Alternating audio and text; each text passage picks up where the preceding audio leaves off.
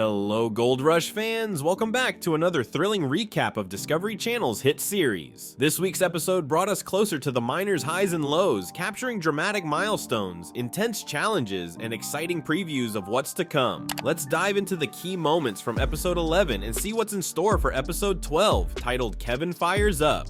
The January 17th episode of Gold Rush brought significant milestones and challenges to the forefront, especially for Rick Ness. After years of effort, the 43-year-old miner finally achieved his dream of owning his claim at Duncan Creek, officially becoming a Yukon landowner. This momentous step came after a decade-long journey that began in 2012 when Ness joined Parker Schnabel's crew. Later striking out on his own, Ness gambled on a remote piece of land and 5 years later completed the final 250-ounce gold payment to Troy Taylor.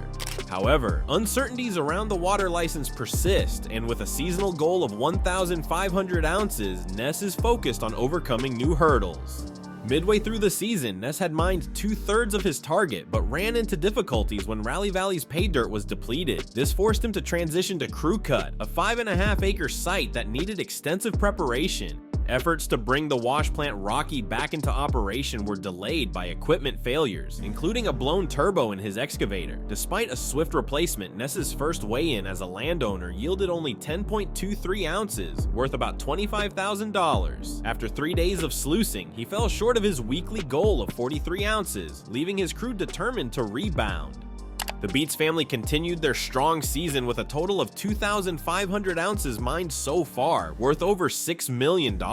However, Kevin Beets has yet to contribute to this total and remains behind on royalty payments to his father, Tony. To help Kevin get back on track, Tony hauled vital equipment, including a conveyor and hopper feeder, to the Lynx Cut. The pressure mounted as the crew rushed to complete the installation. Meanwhile, Parker Schnabel's strategy to operate 3 wash plants simultaneously began to show results despite mechanical setbacks. The introduction of massive A60 rock trucks boosted production at the bridge cut, but challenges like a flipped truck over a 50-foot drop tested the crew. Crew member Taylor Mateka spearheaded the recovery, demonstrating his leadership under pressure. At the weigh-in, Schnabel's efforts paid off with a total of 586 ounces, worth $1.5 million, marking his best cleanup of the season.